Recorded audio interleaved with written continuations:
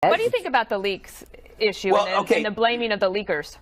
What kills me is, okay, I've been fired 3 times, and whenever you leave a position, you still leave behind loyalists. When I go from one job to the other, there are at least 2 or 3 people that are still there at the company who will do whatever I ask. And so what you have in that White House, at the White House, you have Obama loyalists who stayed behind, and they are the ones that are responsible. In my mind, you've got Democrats, you've got deep state Democrats that are doing the leaking, I think.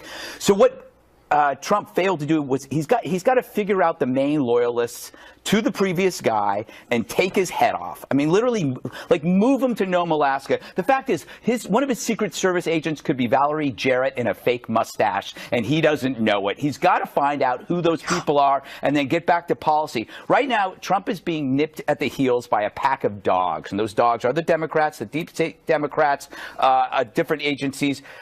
It seems worse than the past, because when there's similar scandals among Democrats, there is no pack of dogs. There is no media chasing Obama over the IRS, over Solyndra, over Obamacare. There's only one dog. Fox News was the only dog. But now you have Clinton and his dalliance in the Oval Office didn't have a pack of dogs on it? After it became obvious. I mean, he had to go to great It took 25 days for this to be obvious, and they knew it 6 days in. In fact, they knew it before that. Well, there's no indication of that, Bob. You're speculating. No, I'm not. Obama's CIA director went to the White House and said you could pass this on. Sean Spicer today said the president had no knowledge of this. Had no knowledge of it. Sean Spicer's got about as much credibility. Oh, stop it. Now you're like making leaps and bounds. Excuse me. But here's what they need to do. Honestly, the president, the White House, look, you get a pass. It's been a month.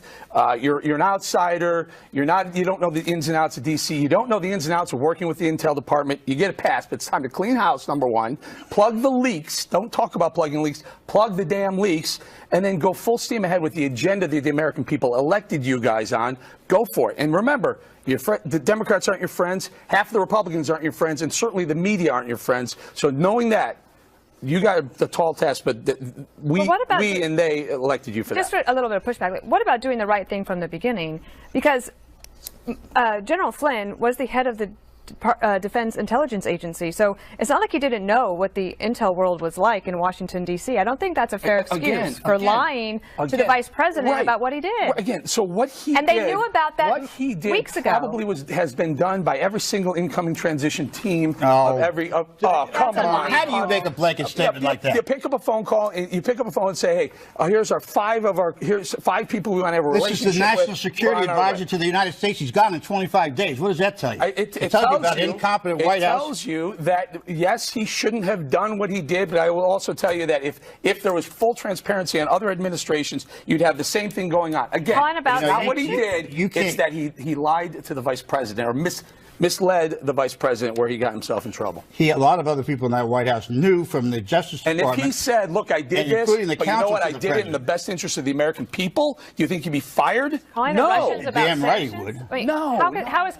How is calling the Russians about sanctions in the interest of the American Our good friend Charles Krauthammer agrees that it's highly unlikely that this would be deemed illegal. Right. I'm saying that I don't think an excuse about not understanding Washington is fair in this case, in that General Flynn, who served his country admirably for many years and was the head of the DIA, doesn't know how the intel community works? I didn't suggest he didn't know how the intel community works. I suggest that when he lied to or misled Vice President, that's where his mistake was. No, he lied to the Vice President, and he lied to a lot of other people, and so did a lot of people in the White House who knew it from the Justice Department. They were told. I will say this, though. Trump is facing a standard that an inexperienced senator from Illinois never had to face. Yeah, he had the media. Benghazi